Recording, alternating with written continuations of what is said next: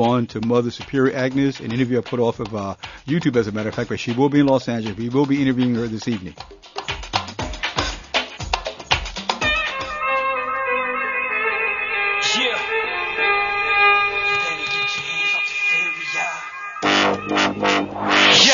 You better get your hands off of Syria.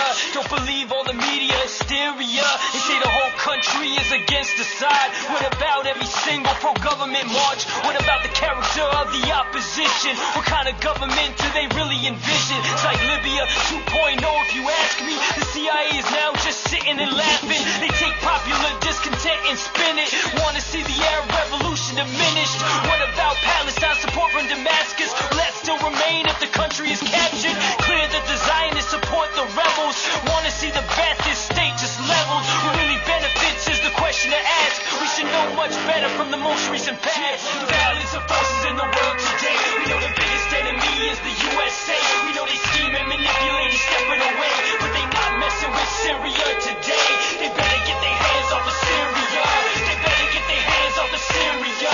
They better get their hands off of Syria. We need to put things in historical context. Otherwise, all we talking is nonsense. First of all, what's democracy? Does it take precedence over sovereignty? Been problems in Syria for quite a long time.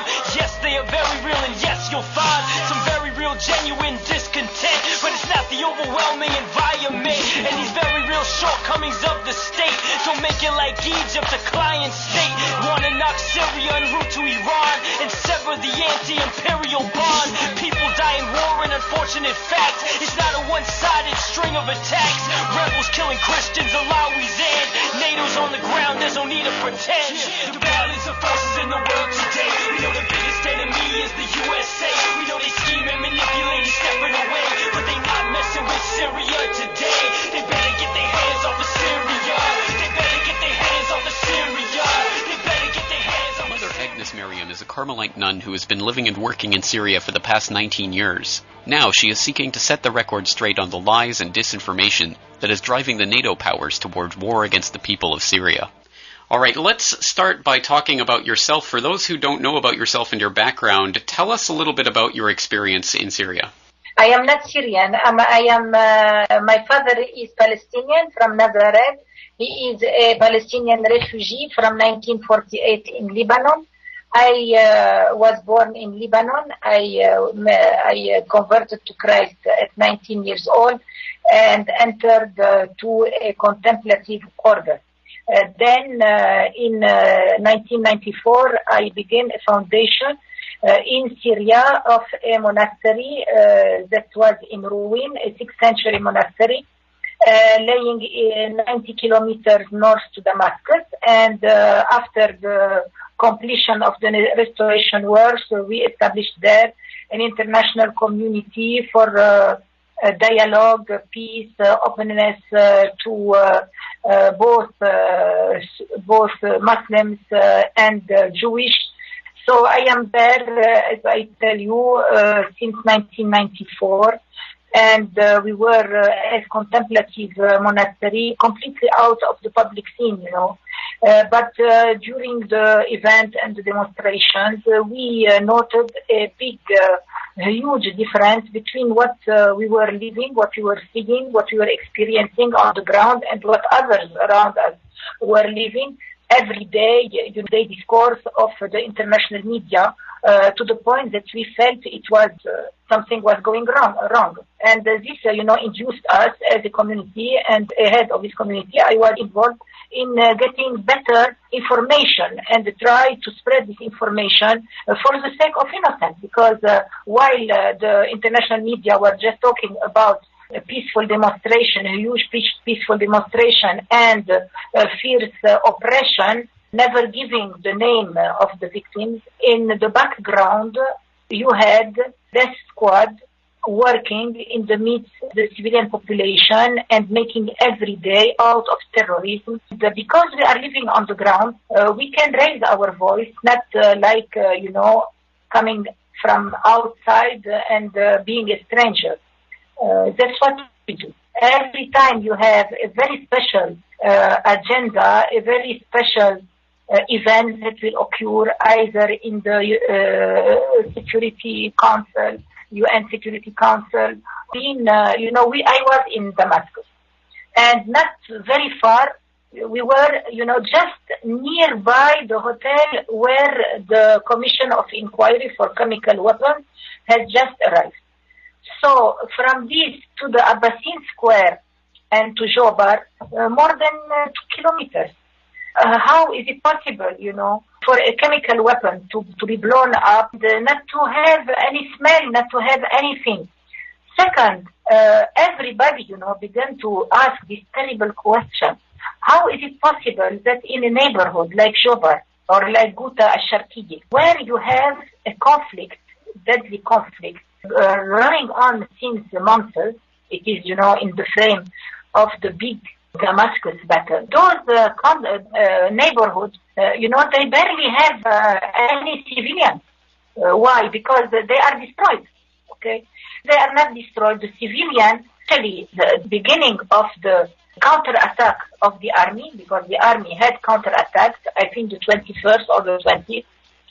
We don't know why and how you had so many civilians in one place.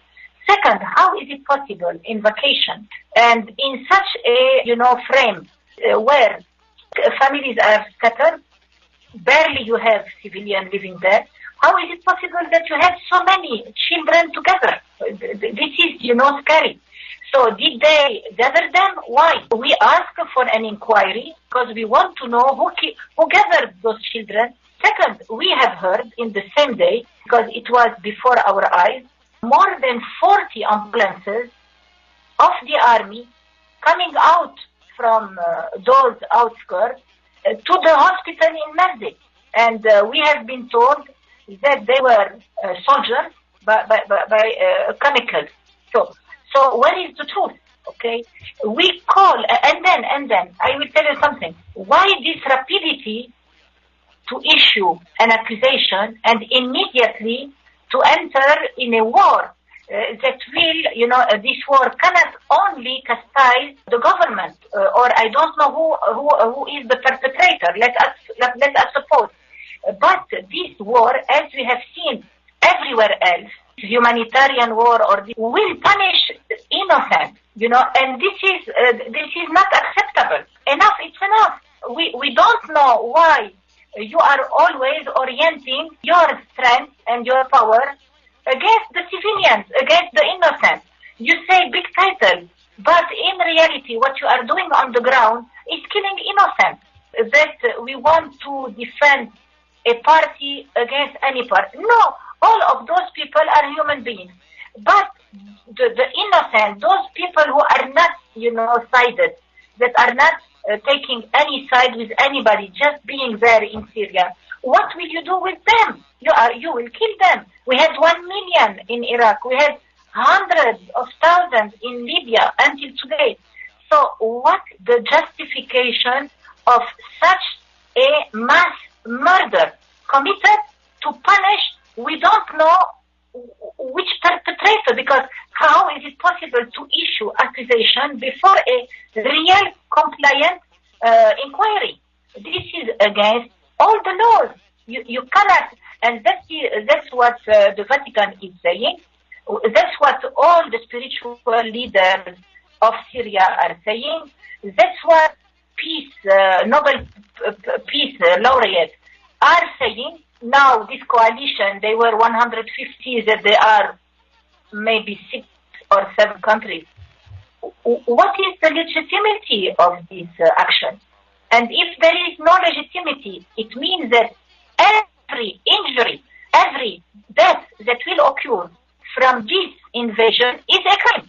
And that's why we call for reason, we call for de-escalation of this conflict, call for a kind of ceasefire, but real ceasefire. We have to talk to those third parties who were also attacking the inquirer, because someone doesn't want that the truth of this chemical attack will be really, known and completely verified.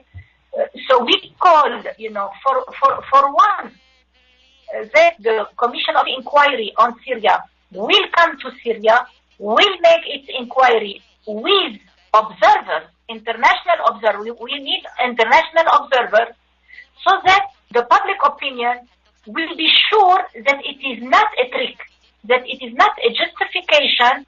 We have to stand against such an act because it's not the first time they are trying it, and every time it failed.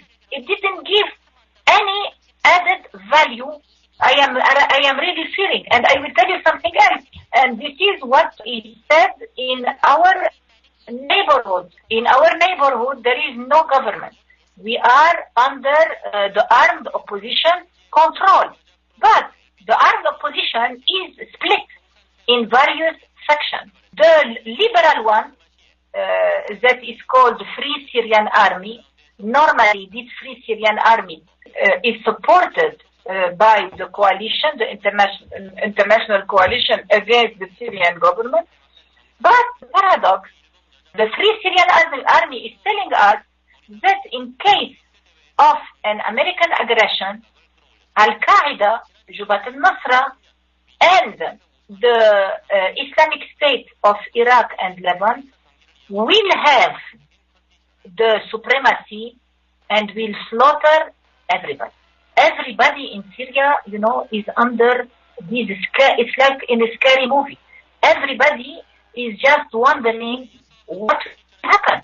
Where is the United Nations? Where are all the principles on which our civilization is laying? Where are the principles, the laws of the international humanitarian law? Where are we heading? Who is ruling us? There is no more international community. We don't have any hope in the United Nations.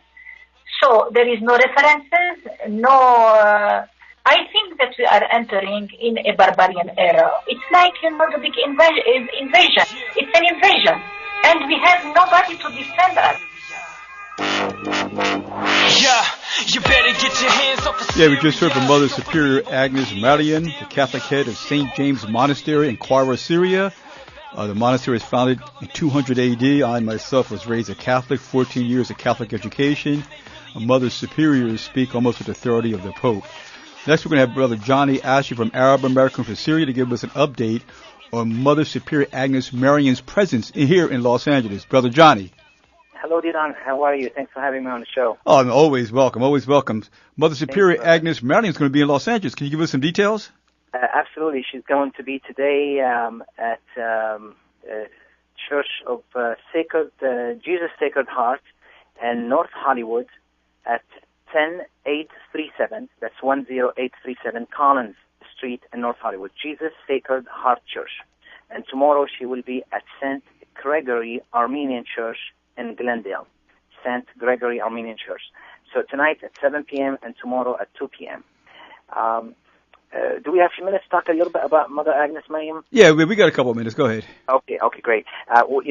She obviously critiquing the video, and that's why she became word known from critiquing the video that Kerry and Obama wanted to use as a false flag operation to invade Syria or bomb Syria. What people don't know about her, she didn't say it, that she's been since the beginning of the crisis working as one of the leaders of Mussalaha, which is a reconciliation movement in Syria.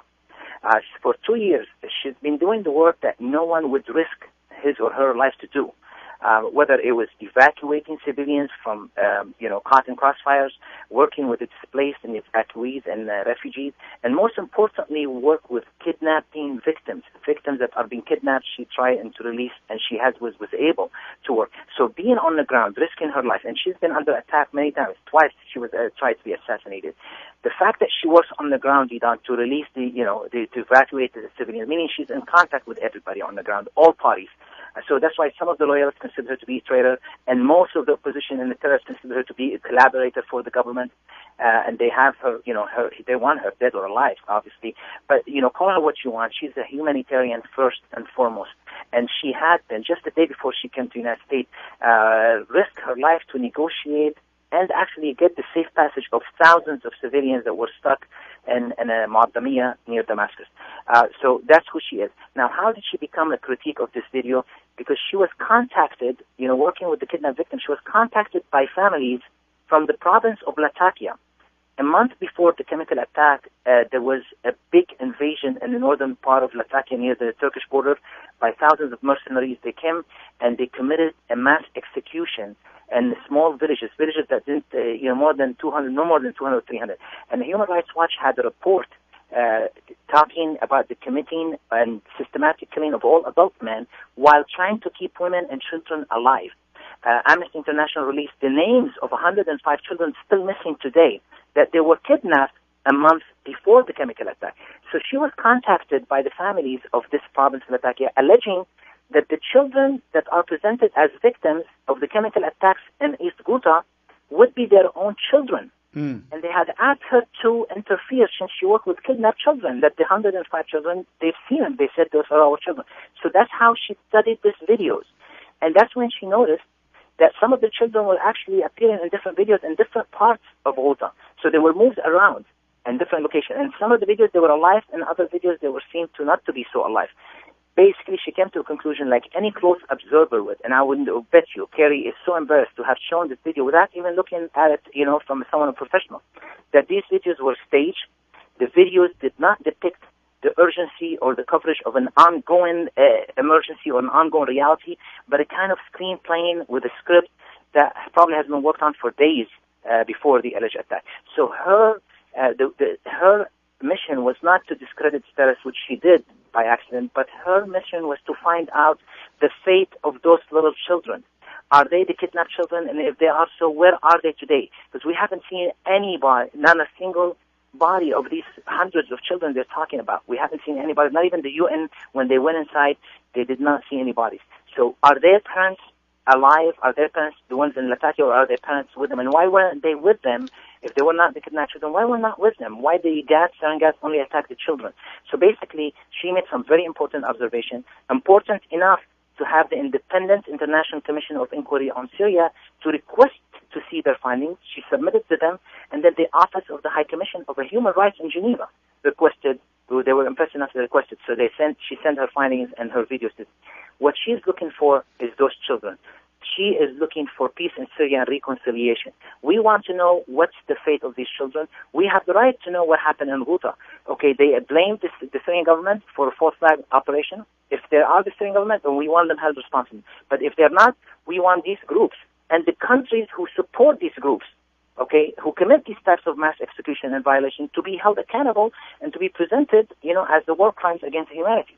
So that's the work of Mother Agnes, which she will be here. Again, Church of Sacred Heart, 10837 Collin Avenue, 7 p.m. in North Hollywood. Thank you very much, Johnny Achi from Arab Americans for Syria. Thank you, Dina. Bye-bye.